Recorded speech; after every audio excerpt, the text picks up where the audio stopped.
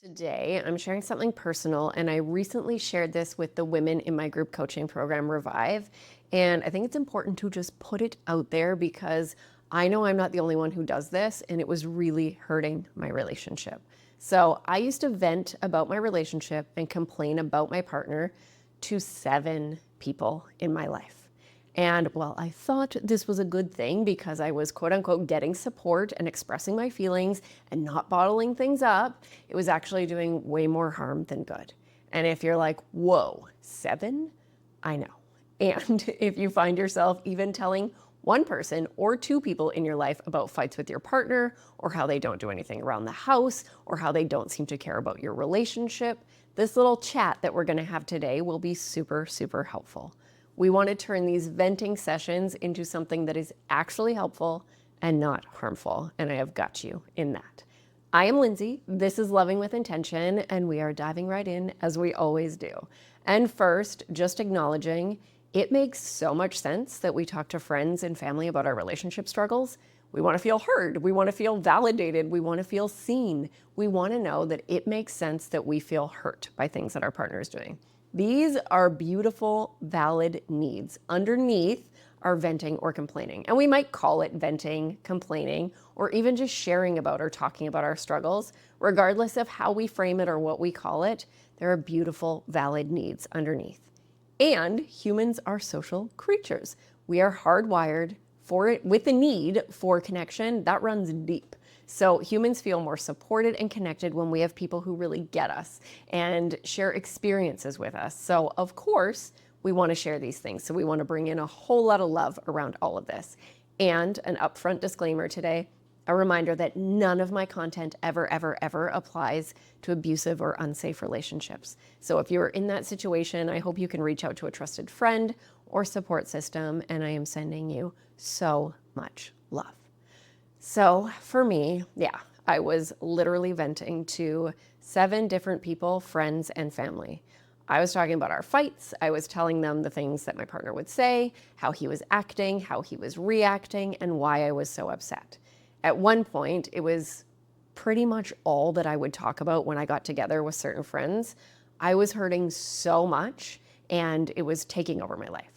Sharing my feelings and experience felt good because I didn't feel so alone anymore. When I tried to talk about things with my partner, when I tried to bring up feelings or hurts with him, it would just be another fight. We would just get into another fight, and that felt hopeless. And because I was getting empathy and validation from my friends, I thought that it was actually helping me and helping our relationship because I wasn't keeping those things bottled up. I was getting insights from my friends and family, and I thought I was getting potential ideas of how I could bring things up or change things, and that would really help us. What I didn't realize then was I was focusing only on what my partner was doing wrong. I wasn't sharing my part or talking about how I was contributing to the whole dynamic, the fights when we would shut down, the tension that went through our days. I wasn't talking about any of my stuff. And for the most part, this wasn't intentional. I wasn't sharing how I was contributing because I literally couldn't see it. I couldn't see through my pain and my hurt to see my role. And the times that I would actually share those hurtful behaviors, I would justify them. I would blame him for all the ways that I was showing up in hurtful ways. Because if he would just stop doing his crappy behaviors, then mine would stop. I was taking little to no personal responsibility for how I was showing up in our relationship. None of this is to say that he wasn't doing anything wrong, quote unquote, or hurtful. He was, and so was I. But we weren't causing the other person to react in the ways that we were reacting. Like I said, I thought I was doing something healthy by expressing myself to my friends and that it would be helpful to figure it out. It would be helpful to figure out all the things, what I could do to make our relationship better. How could I approach him? How could I change things? And what was actually really happening was I was making the negativity so much bigger. Repeating that fight and his hurtful behaviors, sometimes that very same fight I would share with 7 different people, I was reinforcing my negative perception of him and our relationship and that whole experience. And I know that some people might be watching and think I'm a total jerk for talking to that many people, and I hear you. I own it now. I see it now. It was not helpful. It was unhealthy. It was disrespectful. It was hurtful. We were caught up in a lot of unhealthy patterns, and I can own mine. So the more that I vented about his unhealthy behaviors, the more I saw them, the more it became my primary focus. And because our brain can only take in so much information, it filters out what's not important to us. It shows us what is important to us. And how does it know what is important to us? We tell it. How do we tell it? When we talk about something a lot or think about something a lot, the message our brain gets is, this is important to me. So our brain goes to work doing what it does best. It says, okay, all your partner's hurtful behaviors are important to you. You're talking about them a lot. You're thinking about them a lot. Let me filter out all the good things they're doing, and you'll barely notice that stuff because clearly that's not important to you. And let me show you all the bad stuff because that's what's important to you. So we actually end up creating a spiral of negativity.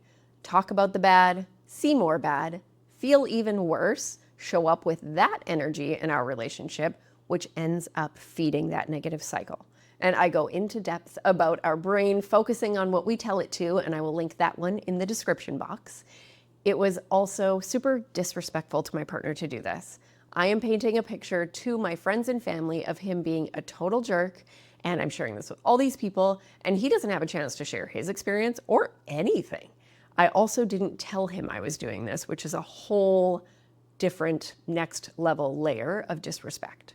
So if you are doing this, complaining to friends or family, talking to friends and family about what your partner did or didn't do, even if it's one or two people, this can truly hurt your relationship in the ways that I just shared. And bring in so much love and compassion for yourself. We all do unhelpful, hurtful things in our relationships. We all do these things. And we get to get curious about them and shift them and see how we can grow. And you are here right now wanting to learn about loving with intention, ding, ding, ding. And that is a beautiful thing. So how can we shift things? How can we shift things to make this healthier and helpful? I honestly don't believe that the answer is to stop talking to everyone about your relationship. That may be an unpopular opinion, I don't know. But like I said, humans are social creatures. We need to process our feelings and thoughts with the others. It is a healthy, necessary part of life. But what we share and how we share it, that matters the most. So we get to choose the energy of how we share things and get super clear on our intention when we share. If we share or vent without purpose, it can just turn into talking crap about your partner, which again, amplifies the issues. It doesn't help them. So how you share matters. If you are focusing solely on how terrible your partner is, it can create this negative feedback loop. The person you're sharing with is likely to jump on board with you about how that isn't okay, which might be totally true, and how they can't believe that your partner did that. Maybe they jump in with, oh, that's exactly what my partner does, and it's terrible, and I'm fed up with it. And this can feel so good in the moment because it feels connecting. You feel like you're together, and you're also building a narrative that can be super hard to undo.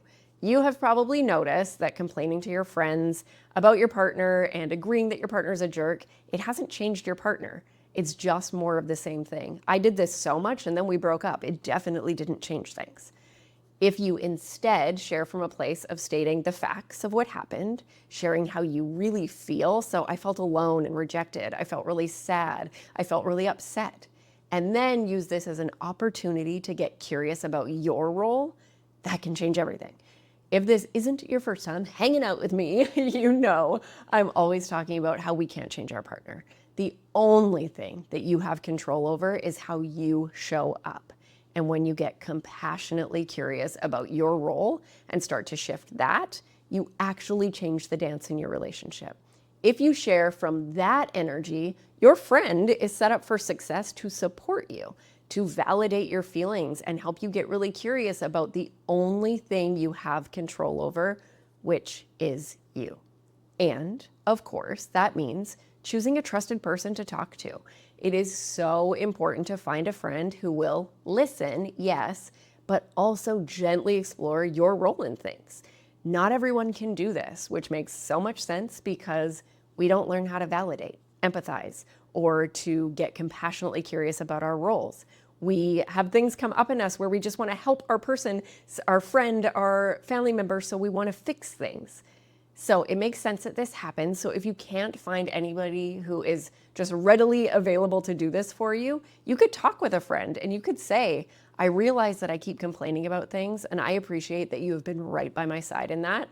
I'm thinking I want to start looking at my role in things. Would you be into doing that with me? Remember, looking at your role does not mean that it is okay what your partner's doing. It is just the only place that you can empower yourself to change the whole dance. And a little thing that I love is getting your partner's approval. So you might have a partner who doesn't share anything about your relationship to others. And if they knew the details that you were sharing, they might feel really confused, upset, angry, and hurt. And that would make so much sense. In my relationship, after we broke up and then got back together, I owned my stuff because I wanted to make myself accountable to change. I told him all the people that I've been talking to about our relationship. That was hard to do, and my therapist supported me in that. And because my therapist suggested it, I told him that I would love to talk to 2 friends about our relationship and that I would be doing it from a place of getting support, looking at my role, and not just a place of talking crap about him. So you get to show your partner that you respect them, that you respect your relationship as a whole, and that it matters to you how they feel about this. And get extra intentional. Talking about things that you're grateful for and that you appreciate, this tells your brain, this is important to me. I want to see more of this.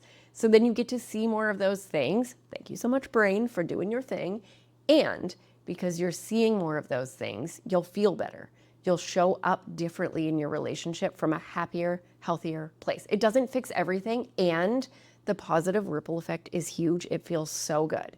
So now when I talk to friends, I'm usually sharing what I appreciate about my partner and how freaking grateful I am for us being able to move through things together in a whole different way, getting through hard things. And of course, we still have struggles. We still have conflict because that is so normal.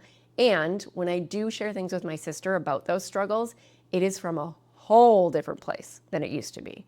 I'm wanting love and validation and connection from her, and for her beautiful zoomed out perspective on my role and what she sees in our relationship as a whole. And we have set this up together. We know that this is how these conversations go. It is so empowering. It feels so much better. And like I always share, it still blows my mind that my partner and I are in the place we're in now, because obviously things used to be so bad, especially before we broke up.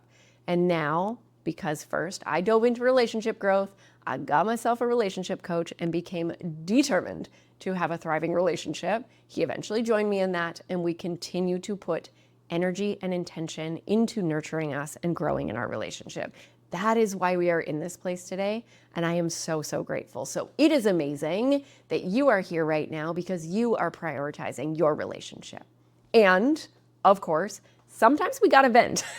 And sometimes we're not ready to look at our role or hear any feedback or thoughts from our friends, and that's okay. Sometimes we just need to hear, ugh, that sucks. It makes sense you're upset. I can see why you would be so frustrated. That is so hard. So get yourself a friend who can do that for you, or ask a friend if they can do that for you. And if you don't have a trusted friend or family member, I love therapy and coaching. I've been in therapy for 20 years. I'm obsessed. And I've had a coach on top of that for many of those years.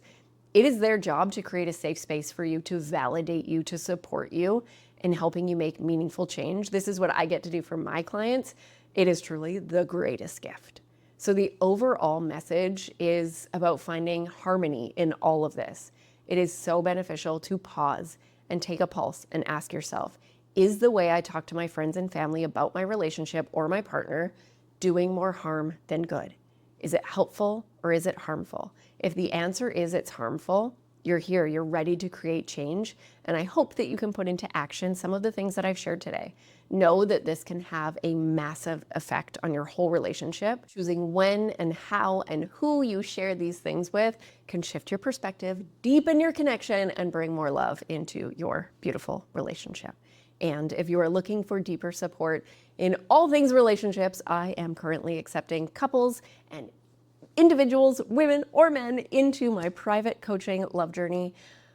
I love the love journey process. It is my greatest freaking joy to create a safe space, a validating space to help you grow and change things in your relationship. There is so much hope to thrive when we have a safe space and learn exactly where to focus our energy to change things. You can always email me at lindsay@lovingwithintentioncoach.com, Lindsay. I am so here for you. Your intentional action today is to reach out to a friend that you usually chat with and share something that you appreciate about your partner. Tell your brain, this is important to me. And if there's no one that you can reach out to, I would love to be that person. Let me know in the comments something that you appreciate about your partner that they've done this past week or this past month or today. My goodness, just to imagine the comments filled with appreciations, that would be the coolest. I would love it so much, and I will celebrate that. And there are so many other intentional steps within this video that you can lean into, and in all of those things, bring in so much compassion and so much love for yourself because you are amazing. I've got the link to the video on the screen where I talk about the RAS, which is how our brain filters out what we tell it to and how we get to be more intentional about bringing in more love. I am sending so much love into your day. Remember that nothing changes if nothing changes. So let's have an intentional week.